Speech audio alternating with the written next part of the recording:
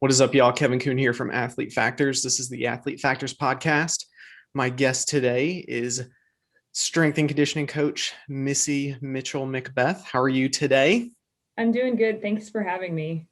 For sure. It's a pleasure to have you on. We kind of come from the same family tree, let's say, when it comes to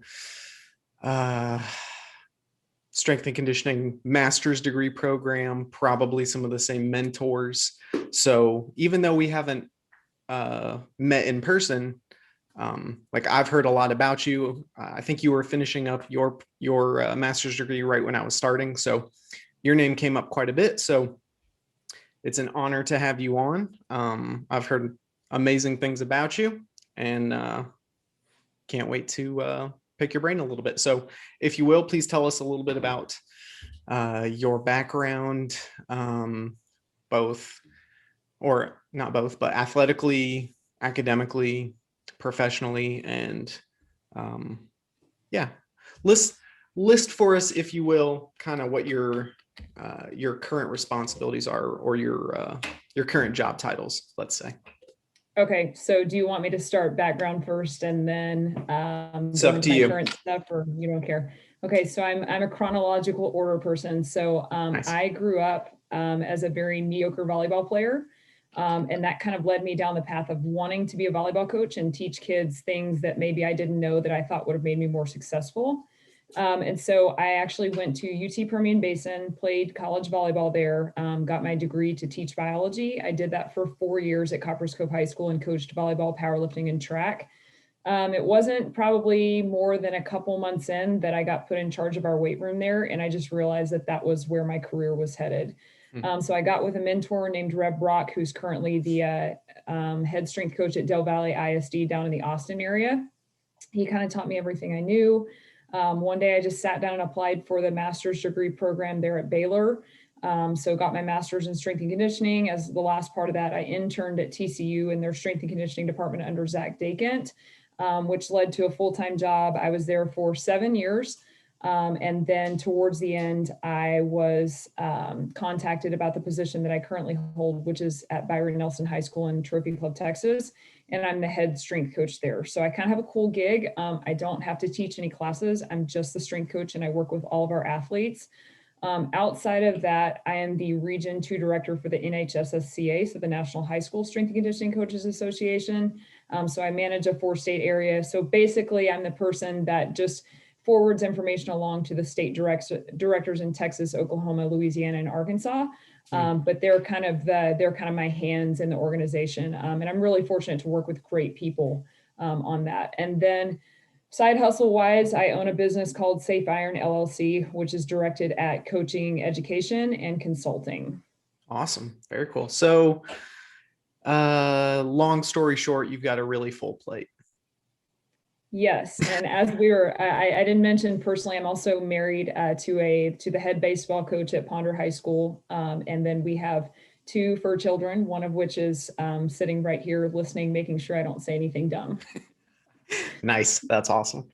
Very cool. So let's dive right into it. I've been able to follow quite a bit of your social media posts and stuff like that, especially on Twitter.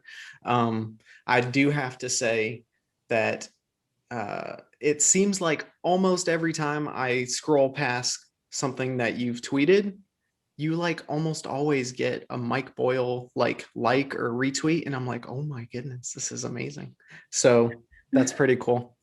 I will say early on when I started, I think I have like 250 followers as of September 2019 or something.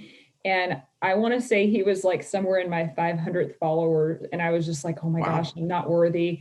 And since then, I've actually spoken at the same clinic, a virtual clinic as him. And I was still just like so honored to be, in the same lineup as a bigwig in strength. And turns out he's like a super nice guy. Like we've, chatted via email and DM and that kind of stuff. So that's cool. I guess it's more like a, nod to him that he's humble enough to speak to lowly people such as myself. Well, I don't think he'd waste his time following people that he didn't think were worth following. So that's pretty cool.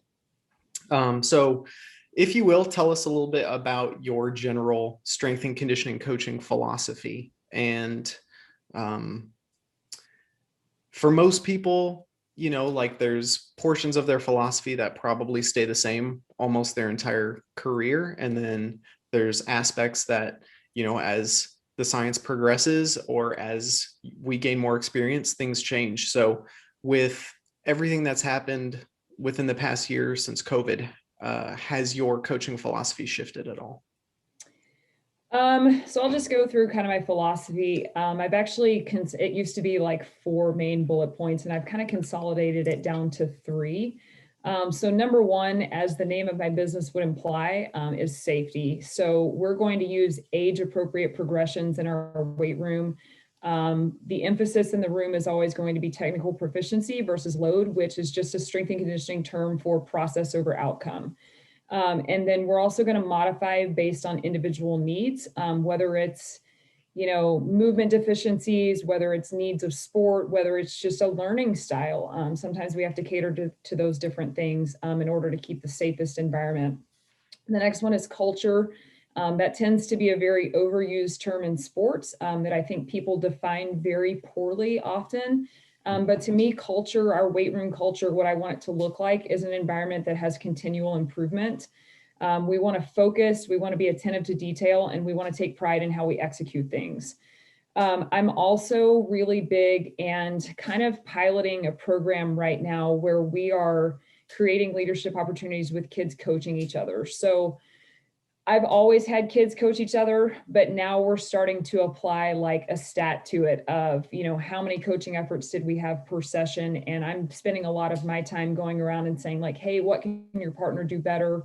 Did you tell her, and praising those, when I see kids giving each other constructive feedback, praising those efforts, along with, obviously I'm still coaching the kids that are lifting, but I'm also coaching the coaches in the room. And then ultimately we want our kids to leave weight room more confident than they started. There's confidence, especially for female athletes, that comes with being stronger and being able to do things that they weren't able to. I have a girl that she's a freshman and she's not necessarily great under the bar, but we're starting to work on some single leg squat progressions. And right now we're doing, eccentric step downs. And I take a look at her and I'm like, you're going to be able to pistol squat in like a week. And she's like, no, I can't do it now. And I'm like, listen, you're so much farther along in this room than you realize you are, just because you have really good mobility. Your pattern looks really good. And the next time we came in, I look over and she did it. And like, she's so excited. And this is not a kid that's like a weight room kid, but she's so pumped up because she has that confidence because she's been told that she's good at something. And then the last aspect is performance. Obviously, that's the name of the game as a strength and conditioning coach. We need what we're doing in the weight room to transfer onto the field or court. And then beyond that, just to focus on overall well-being. So sleep, nutrition, and then life skills, I think are critical to an athlete's long-term success. Nice. I love that. I think so often the strength coach is kind of backed into a corner where, hey, all you're supposed to do is focus on strength. And instead we should be strengths coaches where we're focusing on strengthening different aspects of the athlete, not just athletically, but teaching them nutrition, teaching them life skills. Like there's so much that can translate to other aspects of life that if we're willing to like be involved with the kids and invest in them, like that's going to be huge for them down the road, because they're going to learn a lot of things in the weight room that they probably aren't learning elsewhere, that they could be, but people just aren't. Either their teachers don't have the time or the motivation or the competency, let's say. So I think that's really cool. So you mentioned you were coaching at TCU before you transitioned to Byron Nelson. So what was that transition like? What's it like going from a collegiate program where you're in charge of, a few sports to a high school program where now you've got basically all of them? I think to answer this question, I'm going to talk a little bit about what my day-to-day job looks like, because I think that's going to provide a better frame of reference. So I actually have 2 weight rooms. There's almost always a session going on in each room. And so, unable to divide myself via mitosis as of yet, I've got to have a workout in place and have our coaching staff trained to be executing the workout in my absence. So that's been a huge deal of going from, instead of seeing my kids, collegiate level, I think out of 365 days a year, I think I would see those kids about 355. And so not only just having eyes on them and having so much more time in their training process, but also the different level of relationship that you can build with that kid. Mm-hmm. And what that, it's 15 minutes that they're foam rolling, that I'm sitting around and talking to them. And I'm traveling on the bus and on airplanes and all that kind of stuff with them. And so because you had such a solid relationship with that kid, you can be so much tougher on them than you can be with a kid at the high school level.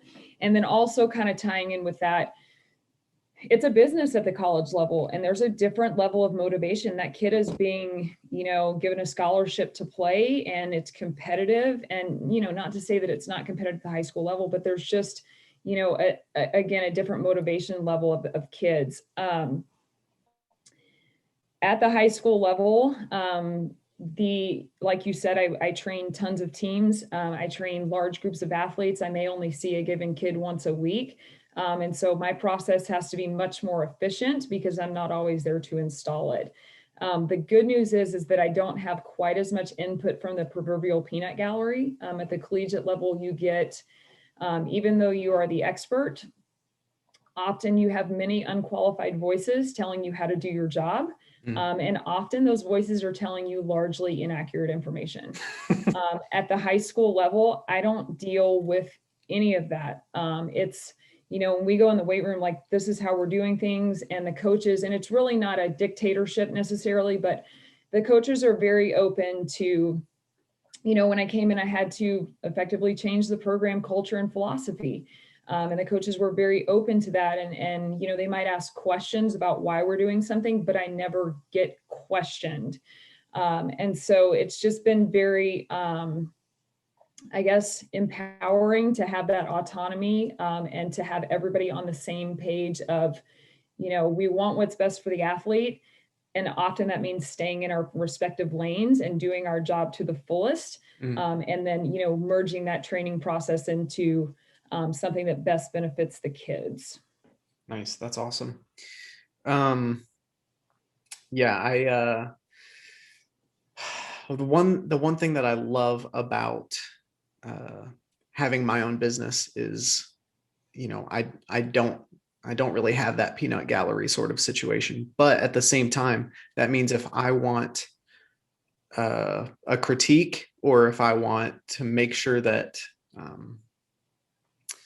that what I'm doing is the best option for my athletes, then I've got to seek that out, which that's one of those things. I think most strength coaches have a pretty tight knit group of other strength coaches that they rely on for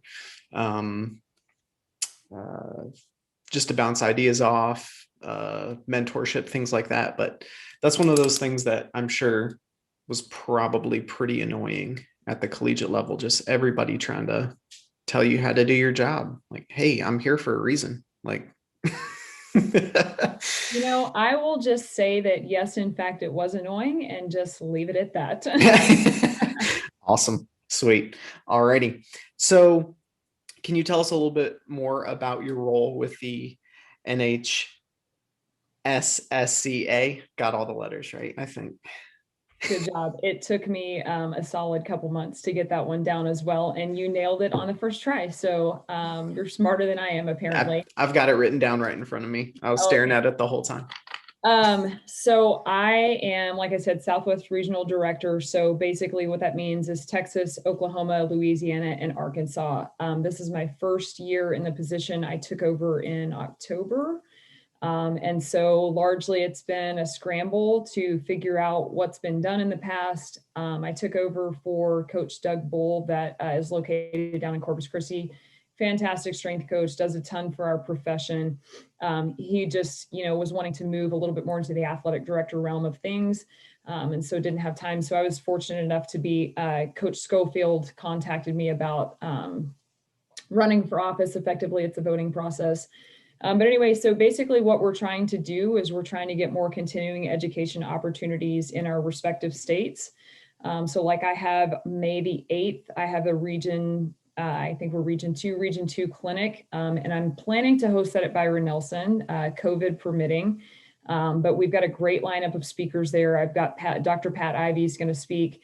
I've got Joey Burgles, that's at Richardson Pierce High School. Mm-hmm. I've got Amy Goodson, a nutritionist. And then 2 of my state directors are actually going to speak because I want to give them an opportunity to get in front of kind of their own audience. We also are going to be sponsoring a speaker at the THSCA clinic down in Austin. We're putting on our own clinic the day before that down in New Braunfels it's either July the 17th or the 18th, whatever the Saturday is. So the main thing is, with the wealth of information there is out there, trying to consolidate that and make it more palatable for sport coaches, but also, provide something that an experienced strength coach such as myself can benefit from at a clinic. That's awesome. Slightly unrelated. JJ Pierce High School is like a mile from me right now. So yeah, I use their track for like off-season conditioning for some of my runners. So yeah. Can you give me the dates on that again? Because I want to write that down right now so I don't forget, because I would like to come to that. Okay, so May the 8th is going to be the regional clinic. Again, TBD on location. The organization has said we can go in person just based on our, professional judgment. I'm hoping at the vaccination rate that it would be a good decision to do that, but who knows? And who even thought we would be having these conversations about like, oh, based on the vaccination rate, I may or may not have a clinic in person. And then July, I'm actually going to look at my phone real quick to give you the accurate date on the July clinic, because one day does in fact make a difference on people's ability to show up. It is July the 17th, and that's going to be at New Braunfels High School. And that is the day before the Texas High School Coaches Association clinic in San Antonio starts. So we could try to piggyback off of that. In my clinic, I'm piggybacking off of the Collegiate Strength Coaches Association clinic that's being hosted in Fort Worth. Nice. Awesome. So it's so important in our industry to continue learning. Like it's one of those funny things. Like you can be a really effective strength coach if you know how to coach, a few basic lifts. Like there's plenty, like Dan John, for example, like he's got his primary pillar lifts, and he doesn't usually mess around with all the fancy stuff. He's like, no, like, is squatting important? If so, then you need to do some squat patterning every day. Like, so he's kind of got these primal movements. So you can be a really effective coach just sticking with, the fundamentals, let's say. But because our industry is relatively young, the amount of information that's kind of pouring in on a daily, weekly, monthly, yearly basis is just, it feels exponential, right? So if you want to stay on the cutting edge of being able to deliver the most fit, bulletproof athlete as possible, then you've got to continue learning. So what are the most important factors for the strength coach to be as effective as possible? This may be completely like off the map from things that you're thinking, and this is honestly can be a very unpopular opinion, but number one on that list is self-care, in my opinion. So I am actually recording this on a day that I took off from work because I just needed it. I knew that if I showed up at work today, like we all have to push through and like be mentally tough and blah, blah, blah. But the reality is that I'm not going to be good for kids today. And these days are super rare that I get in this headspace, but I took it because I'm tired. I'm run down. I've got a bunch of side work that I need to do. And so I just took the day off, and my athletes are going to be better for it because I'm going to come back in next week charged for the weekend, or charged from the weekend.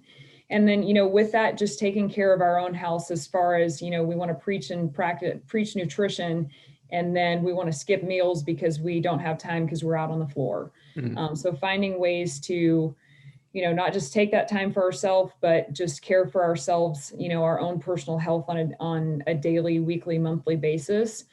Like you said, continuing education is huge. And I think that some of that is having a network of go-to people that you can bounce ideas off of, that you can, like-minded people that share the same philosophy. So you can go in and say that, hey, like, I'm working on this. What have you found effective? But also people with very different philosophies that may, think of something that you would have never come up with yourself. So that's taking care of yourself. But as far as taking care of your athletes, you have to, like, we're teachers. And I think a lot of times coaches are not viewed that way, but we are as much an educator and need to be as much as an educator as a math or science teacher. So using some of those principles of, meeting kids where they're at from a learning level perspective. Of course, the vocabulary that we're using is movement. But just being an educator in the process versus someone that's just here, lift this and lift that. Well, let's explain to kids why we're doing things. And then I think there's also a big relationship component. There is a ton of trust that goes on in the strength and conditioning world. You are asking coaches to give up practice time often to come into the weight room. And so what you're doing has to be explained to them of how they're going to benefit. They have to see the product and the results. And then you're also asking athletes to do what's, for a lot of them, not the fun thing. Nobody signs up to play basketball because they want to go get in the weight room, is the reality. And so you've got to have that relationship with kids of, one, telling them why it's important, two, letting them see that it's going to pay off, but most importantly, letting them understand that you're there for their athletic success, not just to be the person that says, go lift that weight. Yeah, I think that can be one of the hardest things, is to show an athlete, like, hey, here is this movement that you're going to do under load, and don't just do it because I'm telling you to do it. You need to do it, and you need to focus on it, and you need to do things intentionally because it's going to have this outcome when you're on the court, or this outcome when you're on the field, and that's going to make you better. And when you can make that connection, like, that can change, that can change an athlete completely. So that's awesome. That can be a hard thing to do, educating. That's tough. It can be because, I think it's Einstein that has a quote that, like, if you really understand something, you need to be able to explain it to a 4-year-old. Yeah. Effectively. Or a barmaid. Okay. I didn't realize that was the second part of that quote, but yeah, those ladies, they're dumb. Anyway, so yeah, I mean, effectively, like, we're in a weight room with kids that are 1, 2, 3, and 4 years old in their weight room vocabulary. So it's very important that we are able to simplify concepts for them. Like, I was having to explain, in layman's terms, tissue remodeling to a kid yesterday with a marker and a whiteboard, And so if you don't understand those concepts yourself, you're certainly not going to be able to educate your kids. And if kids don't understand why something's important, like, they don't want to, I mean, it makes them tired. It doesn't hurt. It's, again, tough, but they'll be motivated to do that if they see a payoff. Yeah, I think Einstein had another quote that was something along the lines of, if you can't explain a concept in its most simple terms, then you probably don't understand it well enough. So yeah, being able to explain something like that using a whiteboard probably means that you have a pretty good handle of it. So, and if you can explain it to a kid, like, it's not so complex that they shouldn't be able to understand it. Right. So yeah. Either that, or I'm really good at making stuff up on the fly. One of my favorite lines when I first started in the industry was, fake it till you make it, There you go. Not literally, but it's a funny thing to say, I think. So, so let's transition a little bit away from things that are really important for the strength coach and move over to things that are really important for the youth athlete. So what are some of the factors that that you convey to your athletes to help them, or to help reinforce in their minds, this is what you need to do, this is what you need to focus on to be as athletic as possible, to reduce injury as much as possible, to be as effective in play? So number one, and this is a phrase that's just becoming super overused as well, but we all know the best athletic ability is availability. And so preaching to them that, there's a correct way to do things, and we're going to focus on technique in here before we ever progress in weight. And we're also going to move you through this process as you're ready, not as your teammate is ready. So with that, we talk a lot about being consistent. So, and this is something that kind of goes into, explaining to coaches like why we need to be in there consistently 2 times a week year round. Even if we've got to heavily modify something based on, what's going on in club, because we deal with a lot of club sports kids, making sure that we're consistently training to see those small improvements over time. Generally speaking, we're working with a very low training age of athlete. So they're going to benefit from they're going to adapt to anything. We all adapt to anything, but they're going to benefit from a very simple training program. So things that are important to me are just very basic movement patterns: squat, hinge, push, pull, and brace. And so that's where we're going to put, that's the bucket that we're going to fill the most in the weight room, are those basic foundational movements, because that's something that they're not getting in those 10s and 20s and hundreds of hours of practice that they're, in their sport a week. But 2, those are fundamental movement patterns that are going to transfer into their sport. Nice.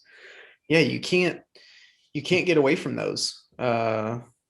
It's like the fundamentals of any sport. Like in basketball, you've got to dribble, you have to know how to shoot, you have to know how to pass. But you peel back that layer of movement, and you have to be able to shuffle, right? You've got to be able to squat down to play defense. You've got to be able to jump, and all of those are fundamental movement patterns. So regardless of the sport, you don't need to be loading a kid under a bar if they can't do an effective body weight squat, right? So I think that's super important to focus on those fundamentals. So yeah, the other kind of thing that that I end up preaching a lot in our weight room is communication. Because, like I mentioned with the club stuff, we have so many kids that come in and they're just beat up, and turns out they had a quote unquote strength and conditioning session, which is almost always terrible, with, affiliated with their club practice, or they played 8 games in a tournament that weekend. And so their shoulders sore or their knees sore, whatever it is. So making sure to communicate that to us, because I'm always going to try to modify around those things, but I can't meet you where you're at in your training process if I don't know. And so we try to keep the dialogue open in that regard, and then make kids understand, and that again goes back to the relationship piece of kids understanding that you have their best interests at heart, and that their athletic success is at the forefront of your priorities in the weight room. That's awesome. So do you have a basic template that every single sport follows, or are you training each sport and each position differently? Like how does the basic programming setup look, or is it all the same between the sports? So sport to sport, it's probably 90-10. 90% of what we're doing is the same. 10% we're going to nuance based on the sport. I actually find more of the differences to lie in the training age of the group, than necessarily needing to modify specific moves for sports specificity. We all hate that term. So for example, some of my teams, train year round, and they train 2 to 3 times a week. And so they're at a much higher level. And they also come from our middle school programs where they have 2 years of training background there. So they're coming in at a higher training age than, maybe so for example, our tennis athletes don't have anything strength and conditioning wise at the middle schools. So we have to slow play their training program just a little bit and start more basic with an incoming freshman than we would, with a freshman girls volleyball player, because she's had 2 consistent years of training. And that's just kind of how the model's set up. Beyond that, obviously, I'm always going to try to find, within that 10% of flexibility, I'm going to try to find things for the athlete that address sport needs as far as injury reduction are concerned. So again, using volleyball as an example, because that's what I play, that's what I did play, I coached it. We're going to have to pay a lot of attention to scapular positioning and stability. And so, adding those into our program, and then also educating our athletes of why that's important for them as a volleyball player. So again, it's not just here, lay on this bench and do a Y. It's, hey, this is how your scapula functions and overhead movement, and this is why you need to do this, and here's how this needs to feel. So we try, and I feel like our kids appreciate that. Like our baseball kids, we talk a lot about hip rotation, and how that carries over into their sport. And I think that kids really appreciate that. Like, sure, they're all squatting, but sometimes adding some of those smaller movements in there that they understand, and us teaching them how that correlates to the sport, I think is how we, differentiate those programs. Nice. So we talked a little bit earlier about the importance of nutrition, and I know of some strength coaches who are like, hey, that's not in my wheelhouse. I'm a strength coach. I just want to focus on stuff in the weight room. My philosophy is like training and nutrition go hand in hand, because one is the mechanical signal and the other is the nutrient that drives the adaptation. Like without the calories, you can't pay for the adaptation. Without protein, there's no amino acids to stimulate the synthesis of new muscle protein. Without fat, there's no substrate for your hormones. Without the carbohydrate, there's no high intensity fuel. So like I consider it one and the same. Like I've got to educate my athletes on not only how to move, but then also how to repair and to adapt. And I think that's all nutrient driven. So what's your philosophy when it comes to teaching nutrition to your athletes? So I really kind of see both sides of this, because I know like a lot of times you'll see registered dietitians be like, strength coaches don't have the background that we do. And, you didn't go to school for this and you need to stay in your lane. And while I certainly understand that, I actually very much agree with you on the fact that training and nutrition can't really be separated. Am I an RD? Absolutely not. Do I have the level of knowledge? No, but I can empower my kids with basic knowledge. I was very fortunate to work with Amy Goodson while I was at TCU. She's currently running her own business, but she was working for the Ben Hogan facility here in the Metroplex area, and she worked for the Dallas Cowboys for a couple years. And she was kind enough to give me all of her Sports Nutrition 101 presentations and a lot of resources and materials. And from that, I adapted it to make it more kid friendly. And so every year we do an annual like PowerPoint presentation where it's about 20 to 30 minutes. I'll go through, basically our 3 points are eat early, eat well, and eat often, and what each of those 3 things mean. At the end, we're going to build plates. So I put them in little groups with little worksheets that have plates on them, half carbs, quarter protein, quarter fruits and vegetables. And, we'll go over their meals. So it's kind of a little activity.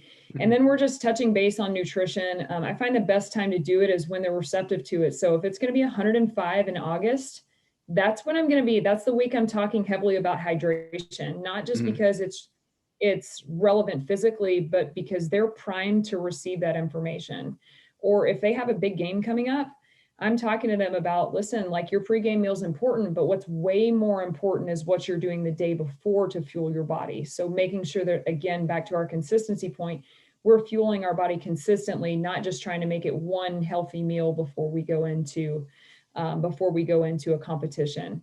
And then just, if we have kids that we know they need to gain weight, like for example, or we know they're just being not overworked, but they're one of our kids that plays, tons of minutes in a game. Like I just had a conversation with one of our 3 guards in basketball yesterday. He's like, I'm cramping out. And, come to find out, he's going to the rec center in the morning because he's a remote learner. Then he comes to practice in the afternoon. So he's almost doubled his training load. And I was like, what are you taking in as far as food? Well, he's hardly eating breakfast. He's not snacking throughout the day. And I'm like, well, there's your problem. Like, you're cramping because you're fatigued. And part of that is you're not fueling your body for the training that you're doing, nor are you allowing your body to recover. So to summarize, and the other thing is I don't have a nutritionist in my school district. So the whole stay in my own lane, my lane is huge. So it is well within my scope of practice to be talking to these kids about it, because there's really no one else to do it. And I don't have a budget to bring in an outside speaker to have those discussions with our kids. Yeah, I mean, especially with your background in what was it, biochemistry? Biology. So sorry, biology, but like if you had any classes with Dr. Willoughby at Baylor, then you know quite a bit about biochem, especially nutritional biochem. Like that was one of the things I had absolutely no idea that I was going to be learning in the master's program there. I thought it was like basic ex-phys and all strength and conditioning stuff, and then neuromuscular exercise physiology with Dr. Willoughby. Half of what we talked about was protein and amino acid metabolism and fat metabolism. And I was like, oh, okay, wow, all right, I guess I'm going to learn nutritional biochem. And then we had another class in nutritional biochem. And it's one of those things, we're not providing clinical nutrition counseling. We're not providing, diabetes education. We're explaining the basic fundamentals of, a decent diet. And if you're following the fundamentals, you're going to be way better off than if you just let these kids do whatever they want to do, which is probably drink soda and eat chips and show up and not be fueled and then not recover and then not repair. And so, yeah, I think if you're not providing some basic guidelines and some basic education in that area, you're doing a huge disservice to your athletes. That's just kind of my opinion on it. So you don't have to know everything to be helpful in that area. So totally agree. Without us, they would just eat Pop-Tarts every day for breakfast. Yeah. With us, they only eat them 3 days a week. Well, that's progress. Right. So can you tell us a little bit more about Safe Iron and like what's the mission? How does it work? So the overarching goal and long-term plan is we have this push for full-time strength and conditioning coaches at every campus. And I think that is a super idea. But as I mentioned at the start of the show, my husband is the head baseball coach at a 3A high school. I believe they have 7 total male coaches on campus and an equal number of female coaches. So more than likely, a school district of that size is not going to allocate funds to just a full-time strength coach. They're already understaffed as it is. Mm-hmm. You also have a lot of people that probably look and say, well, kids are already lifting, so why do we need someone? So while I think it's a really great thing, and I think that everyone should have one, I think we are a very long time away from that being the reality. And I think in the meantime, if we're not doing something to educate coaches, we're doing athletes a disservice. So my overarching mission is to get very simplified information into the hands of coaches about basic lifting progression and, what proper conditioning looks like and those types of things. For now, what I'm doing is consulting. So I'm doing custom programming based on schools' equipments and needs and their timeframes. Because, you can go out on the internet and you can find a cookie cutter program for high school boys basketball, but you don't have any of that equipment. You have 35 minutes and this program is going to take you 60. You don't even know what half of it means. And so Now I'm meeting with clients via Zoom and zooming around their facilities. But before, I was going on an on-site visit, kind of taking an inventory of what they have. I talked to them about their program and kind of their core values, and not just how we can incorporate lifting and that kind of stuff, but looking at the complete package of a strength and conditioning program. And then once I get that information, I will sit down, write out a training program, produce any necessary instructional videos for the coaches, and then send them all that. And then I'm following up with them. My most recent client, since I'm not able to go in on campus, I'm saying, hey, send me videos every couple of weeks. I want to see how your kids are progressing so I can make the necessary modifications for the next training program. That's so awesome. I think when I was in high school, I really only did cross country and track, but we had absolutely no instruction about what to do in the weight room. And our weight room was a tiny, disgusting, never cleaned, like it was basically a closet. I mean, it was just, and something like what you do with Safe Iron would have changed our entire athletic program, I'm sure, just because like we didn't know what we were doing.